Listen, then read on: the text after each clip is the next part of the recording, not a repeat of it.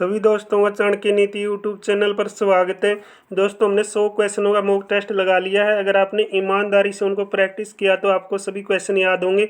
अगर अभी तक आपने हमारी पीछे की क्लासें नहीं देखी जिसमें हमने NTA base 1000 plus question complete with analyse किए हैं तो आप क्लासें देख सकते हैं। अगर आपको पीडीएफ की जरूरत है तो भाई पीडीएफ मिल जाएगी, तो आप मैसेज कर दीजिए। आपको नीचे भी नंबर दिया मिलेगा, कम्युनिटी में भी आपको नंबर मिलेगा, क्योंकि सभी भाई इंपॉर्टेंट क्वेश्चन है। आप इस पीडीएफ को अच्छी तरीके से प्रैक्टिस करें। उम्मीद करता हूं दोस्तों आप हरियाणा ग्रुप डी की तैयारी बेहतरीन करे होंगे। और कोई भी आपका डाउट है तो नीचे कमेंट बॉक्स में बता दीजिए। तो आइए आज के जो नेक्स्ट पर्सन है उनको देखते हैं। तो आज का हमारा नेक्स्ट पर्सन है भाई 101 नंबर क्वेश्चन। अगर आपको कुछ आंसर 100 भी होते हैं ना भाई, आपके अंदर ईमानदारी है ना, तो ईमानदारी झलकती है। तो भाई सभी जवाब ईमानदारी से बताने हैं कि आपको इनमें से कितने क्वेश्चन सही आते हैं। अगर नहीं आते तो भाई पीछे आप विद एनालाइज क्लासेस देख लीजिए। फर्स्ट टाइम चैनल पर आए तो चैनल में भाई आप कोताही बरतते हो, प्लीज़ आप सब्सक्राइब जरूर करें, क्योंकि आपका सब्सक्राइब करने में जाता कुछ नहीं है, लेकिन सामने वाले को इन चीज़ों से मोटिवेशन मिलता है। तो अगर आपकी शेयर करने की इच्छा तो आप शेयर भी कर सकते हैं। तो आज का हमारा पहला प्रश्न है, दमदमा झील हरियाणा के किस जिले में स्थित है भाई? हरियाणा की सबसे बड़ी झील है ये। तो हरियाणा की सबसे बड़ी झील कौन से डिस्ट्रिक्ट में भाई? गुरुग्राम, फरीदाबाद, भिवानी, सिरसा। तो सभी साथी भाई राइट आंसर बताएंगे इसका क्या आएगा। ठीक है, नेक्स्ट प्रश्न है भाई, पानीपत थर्मल पावर स्टेशन किस वर्ष में चालू किया गया? तो पानीपत थर्मल पावर स्टेशन किस वर्ष के अंदर चालू किया गया था? 1973 में, 1981 में, 1979 में, 1983 में। इंपॉर्टेंट प्रश्न है ना भाई। पानीपत थर्मल पावर स्टेशन किस वर्ष में चालू किया गया? सभी साथी राइट आंसर बताएंगे। बिल्कुल भाई, इंपॉर्टेंट ही चीज़ें करवाई जाती हैं, सारी की सारी विद्युत परियोजनाएं करवा चुके हैं। अगर आपने क्लासें देखी हैं तो आपको पता लगेगा, ठीक है ना। अगर आपको क्लासें नहीं देखी तो भाई आपको डाउट रहेगा। नेक्स्ट क्वेश्चन है, चौधरी देवीलाल विश्वविद्यालय हरियाणा में किस स्थान पर स्थित है? चौधरी देवीलाल विश्वविद्यालय कहाँ पे है भाई? सिरसा में, पंचकुला में, गुरुग्राम में, रोहतक में। इससे आसान प्रश्न क्या होगा? अरे इससे आसान प्रश्न तो हो ही नहीं सकता। हरियाणा कब बना? हरियाणा के अंदर जो यूनिवर्सिटियाँ हैं बार बार एग्जाम में पूछी जाती हैं, तो ये तो बता दो भाई। बिना ऑप्शन इसका जवाब दे सकते थे यार। बिल्कुल आसान प्रश्न है, आपके सामने आंसर भी सो हो गया। नेक्स्ट है, हरियाणा के निम्नलिखित में से किस जिले में भाई उत्तरी रेलवे द्वारा रेलवे कैरिज भाई क्या रेलवे कैरिज और एक वर्कशॉप स्थापित किया जा रहा है? बताओ भाई कौन से डिस्ट्रिक्ट में स्थापित किया जा रहा है? दो डिस्ट्रिक्टों के नाम है, यमुनानगर और पंचकुला। गुरुग्राम और यमुनानगर, पंचकुला और गुरुग्राम, इनमें से कोई नहीं। भाई जो आपके ऑप्शन है वो मिक्स से दिख रहे हैं ना, लेकिन आपको सही जवाब चुनना है। इसका क्या आएगा? ठीक है, 104 नंबर क्वेश्चन हमारा हो गया है। नेक्स्ट आता है भाई, छिलछिला वन्यजीव अभयारण्य हरियाणा के किस जिले में है? मैंने इसकी स्थापना कम्युनिटी में पूछी है। अगर आप हमारे कंटिन्यू जो जुड़े हुए साथी है ना, तो आपको पता लगेगा भाई हमने कितने क्वेश्चन कम्युनिटी में डेली पोस्ट करते हैं और आपके लिए कितने यूजफुल पर्सन है। क्योंकि जो सीटी मेंस एग्जाम हुए उसमें हरियाणा जी कैसी पूछी गई कि सभी को पता होगा, तो उसमें ज़्यादातर क्वेश्चन तो हम डेली कम्युनिटी में पोस्ट करते आए और करते भी रहेंगे।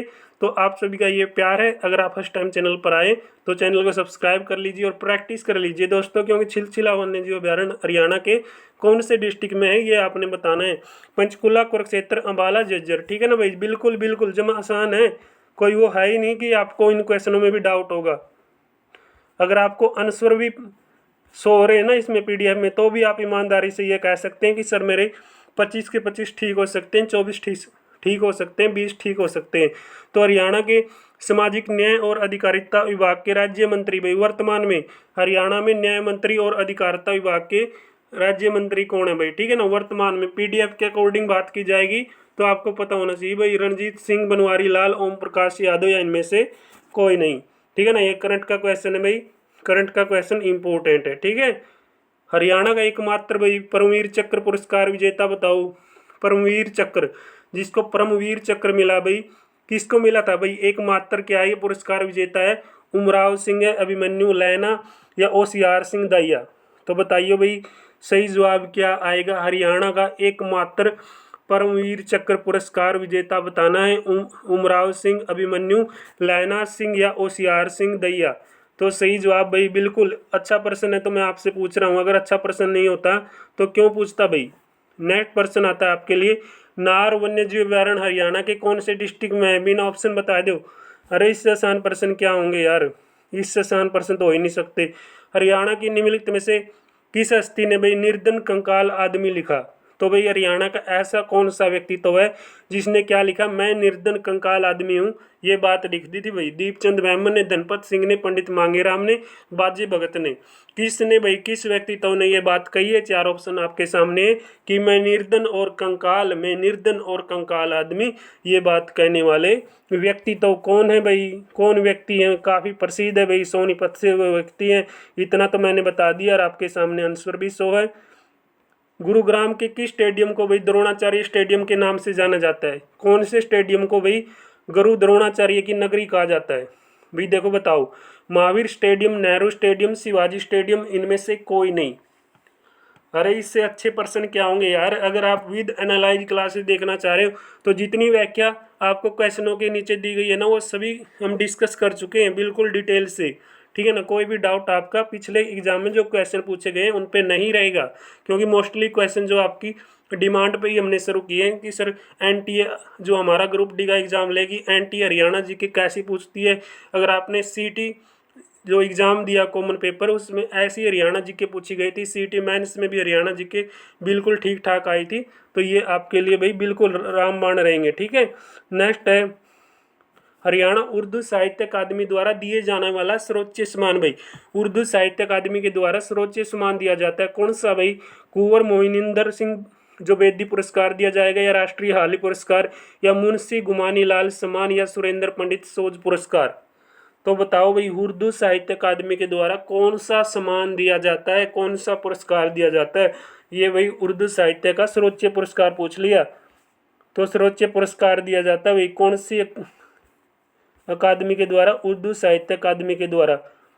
तो राष्ट्रीय जो क्या, राष्ट्रीय करियर सेवा, तो राष्ट्रीय करियर सेवा का मॉडल करियर केंद्र हरियाणा के निम्नलिखित में से किस जिले में बनाया गया है? वही राष्ट्रीय करियर सेवा का मॉडल करियर के जो केंद्र है वो हरियाणा के कौन से डिस्ट्रिक्ट में? रोहतक, हिसार, जींद, कुरुक्षेत्र में। बताओ भाई सही जवाब क्या आएगा? तो सही जवाब बताओ भाई, राष्ट्रीय करियर सेवा का मॉडल करियर केंद्र है जो हरियाणा के कौन से डिस्ट्रिक्ट में बनाया गया है? क्योंकि सभी क्वेश्चन लाजवाब हैं, बिल्कुल भाई लाजवाब। हरियाणा के किस जिले की भाई पुलिस द्वारा अगस्त 2020 में बदमाशी विरोधी अभियान शुरू कर दिया? 2020 में, ये 2020 का करंट का क्वेश्चन है, लेकिन आपने विशेष स्कोर क्या है 22 और 23 की करंट पे फोकस करना भाई, ठीक है ना। 22, 23 जो 24 के आने वाले क्वेश्चन है, ठीक है ना, उन पे आपको फोकस करना है। तो हरियाणा के किस जिले को भाई पुलिस द्वारा अगस्त 2020 में बदमाशी विरोधी अभियान शुरू किया गया था? करंट का क्वेश्चन है भाई, भिवानी, करनाल, फरीदाबाद, सिरसा। भाई पेवा अभिलेख किससे संबंधित? आपका पेवा अभिलेख फिरोज शाह तुगलक, बोझदेव, सोमवेद, या फिर आपका समुद्र गुप्त। तो पेवा अभिलेख बताओ भाई किससे संबंधित हो जाएगा? बताइए रहे। बिल्कुल भाई आसान प्रश्न है, तो आपको बता रहे हैं इससे आसान प्रश्न क्या होगा भाई? पेवा अभिलेख आपका कहाँ पे है?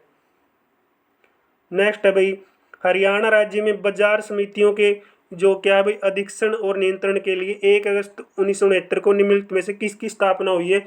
हरियाणा एग्रीकल्चरल बोर्ड यानी HAB। देखो फुल फॉर्म आपकी सिटी मेंस एग्जाम में भी पूछी गई थी, वही क्वेश्चन आपके नेक्स्ट एग्जाम में रिपीट हुए हैं, तो फुल फॉर्म पे विशेषकर भाई आपने क्या करना, फोकस करना। जैसे कि HB की फुल फॉर्म क्या हो जाएगी? Haryana agricultural board. तो नेक्स्ट भाई हरियाणा स्टेट एग्रीकल्चर बोर्ड यानी HSAB, ठीक है। Haryana state agriculture marketing board को क्या कहेंगे? HSMB, ठीक है भाई। Haryana silk and marketing board को क्या कहेंगे? HSMB, ठीक है भाई, HSMB। ये आप याद कर लेना भाई, ठीक है ना, इंपॉर्टेंट है ये फुल फॉर्म। तो इसमें से जो आप पूछना भाई 1 अगस्त 1969 को निम्नलिखित में से किसकी स्थापना हुई है भाई? हरियाणा सरकार के द्वारा बाजार समितियों के अधीक्षण एक नियंत्रण बनाया गया था भाई, इसमें किसकी स्थापना होती है ये आपने बताना है।